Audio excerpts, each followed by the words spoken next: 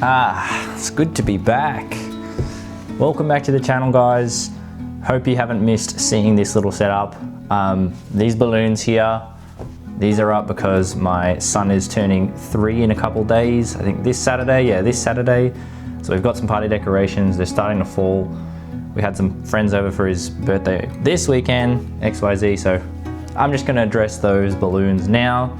But yeah, it feels good to be back sitting here. Today we're just going to be talking about a couple of photos that I've taken recently on some film cameras and a bit of gear updates, because I've been moving things around a lot and I've decided I want to try and cut back on the gear and focus more on taking photos now. I have always had a fascination with cameras and I absolutely love the shooting experience with different cameras. I'm going to be still picking up cameras, but I think I'm just going to try and hone in on finding the couple of cameras that I use a lot to really just make myself a master with those pieces of gear and elevate my photography that way. I really want to create a body of work, whether for my portfolio on my website or like a little zine that I could possibly one day produce. So I'm gonna go along with those goals and projects to kind of give my workflow a bit more structure. So with that all out of the way, I'm just going to be going through a couple of photos that I've taken recently. Feels like it's been a long time since I've just sat down and gone through some images and kind of dwelled with them a little bit. I find it's very useful to just spend a bit of time with the images you've taken and kind of see and reflect on why you've gone and taken them. I've printed out a couple of them that I've taken. Some of them I haven't printed out, but I'll still show you guys on the screen here. Without further ado, let's get into it. Hope you've got yourself a nice hot drink. Let's go.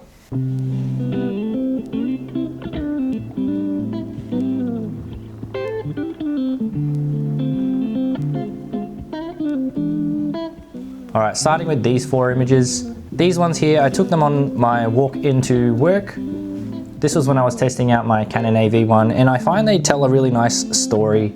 There's a couple of close-up photos and a couple of wide-angle photos and a couple of medium kind of tight photos. I was intentionally trying to get a variety of images while I was testing out this camera, and I think these ones turned out really well. It really tells a bit of a story of where I am, and the colors and the feel of the images are just very accurate to what was actually happening on that day. One of the images that I took, this one here with the red pots, the light was hitting really, really nice. I really love that strong line that goes across the doorway there, and the letterbox in the foreground to give it a bit of interest in the front part of the image. The other landscape shot that I took here, this one I really loved because of the interesting looking tree. One of the things that I've always been wanting to do is document some trees around the neighborhood and create a little set of just interesting trees. So this one is a contender for that. And it's interesting that it's not purely just of the tree. It kind of has a bit more story around it, a bit more context to where this tree is and kind of why it has this interesting shape. You can see that the telephone pole there, or the electrical wires, has influenced its shape. So people have come in and kind of shaped it so that it's not in the way of these electrical wires, and that just gave it a bit of an interesting feature. On the topic of trees, you can definitely see this one. It's got just a tree in it pretty much. It's got a lot of texture to look at here, and I find it quite striking. It's quite a dominant feature within the photograph itself. The fact that it is taking up, I'd say, about 90% of the image here. Playing with composition, some people would think that this is a bit too much in the center, but I kind of like that it's kind of off those rules. Some of the tree trunk, like the outline of the tree trunk, might fall within the thirds of like the image, and it gives it a bit of structure there, but you can definitely tell the emphasis of the tree on this photo, and that's what I was going for. A close-up of the moss growing on it would have been really cool, so that's something to note for future as well when I'm going out taking photos of trees. And then of course I have this one of my car, parked it on the street. Lots of little interesting details here. Once again, a big tree-centric photo, and the electrical wires as well. Yeah, this image kind of just gives a bit of context of where I was and what I was doing, and it gives the set a bit of structure as well. I was leaving my car, and on my walk, I saw this this house with some red pots and a really striking shadow and a nice tree. And that's kind of what I got out of these images.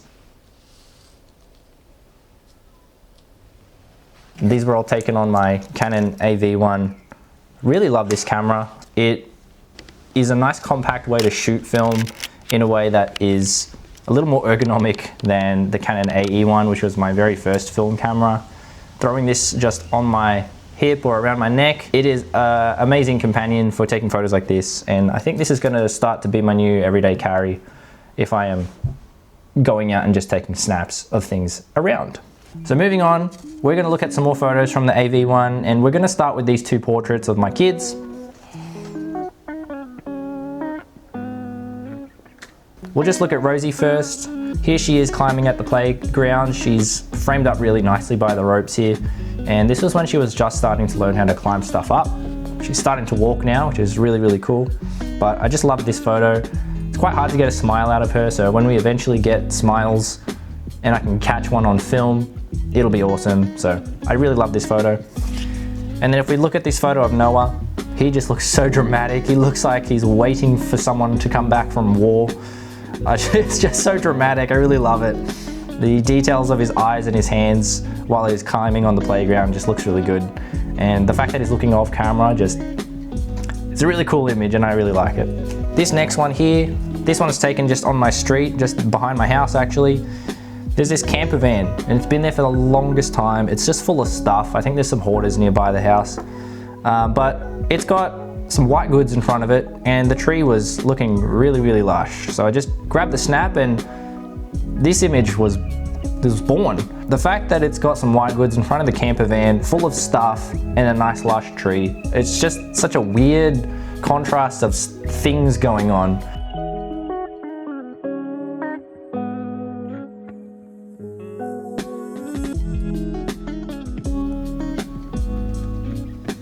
And this last one here, this one, I took it out to the city, the Canon, and I was playing around with some slower shutter speeds.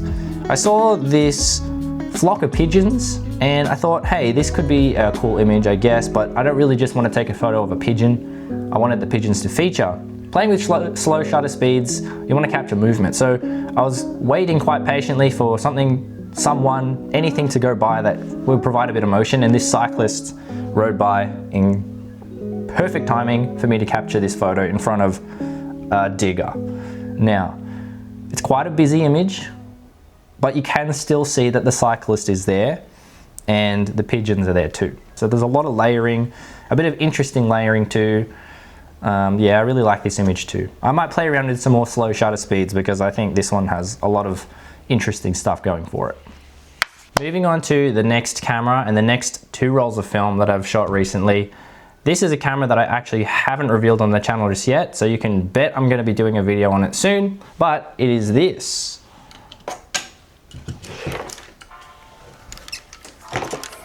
My new Mamiya 645 1000S. So this camera here, it's a medium format 645 camera. There's so much to talk about with this, so I'll save it for that video, but we're going to talk about some of the images that I have taken with it so far.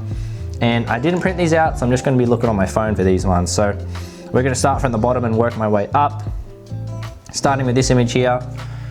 This is just test rolls. I'm taking a photo of myself in the shadow in the morning.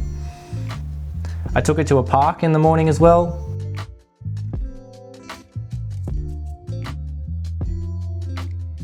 When you're testing out a camera, you got to test out some portraits as well.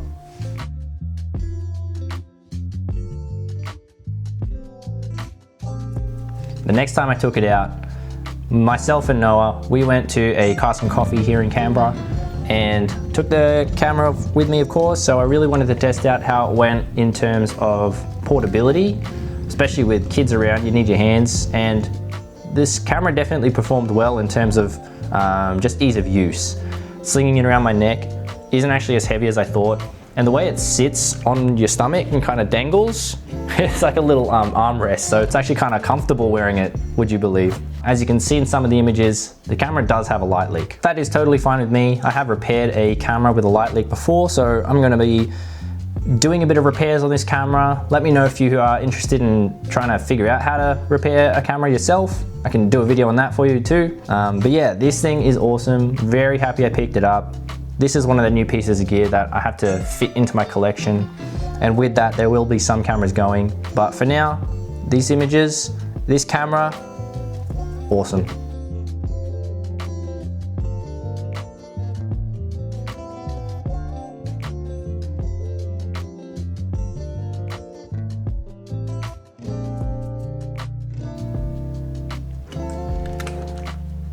The last update that I wanted to give you guys, and the last camera pickup that I have found, this one I found at a thrift store here in Canberra.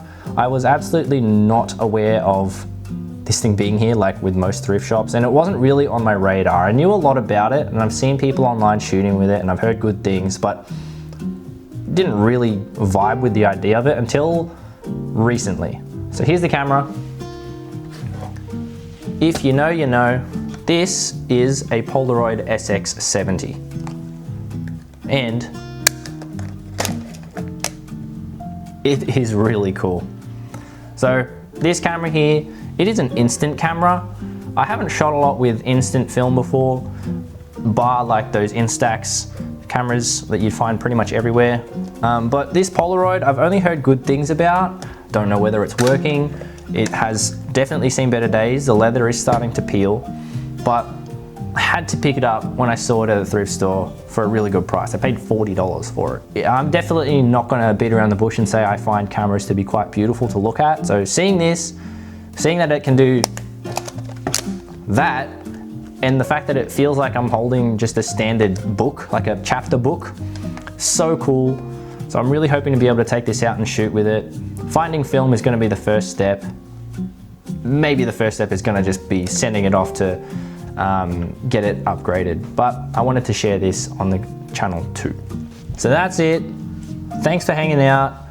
I've been meaning to sit down and just go through some film photos. I think it is a very key part of my process to just sit and be with the photos for a while and see where they end up in my portfolio or not. Even just slowing down and just looking at the images you've taken, even if they don't end up anywhere, is always a nice thing to do. And I think it opens your eyes and does provide value to what you're aiming to shoot, why you take out your camera, and seeing whether they work in a set or just individually too. Thanks for watching. Leave a like if you enjoyed. Stay tuned to see the Mamiya 645 video that I am planning to make, and I'll catch you in the next one. Thanks for watching. Peace. Now that I've done a hot drink or coffee or a tea opening sequence, can I call myself a YouTuber now?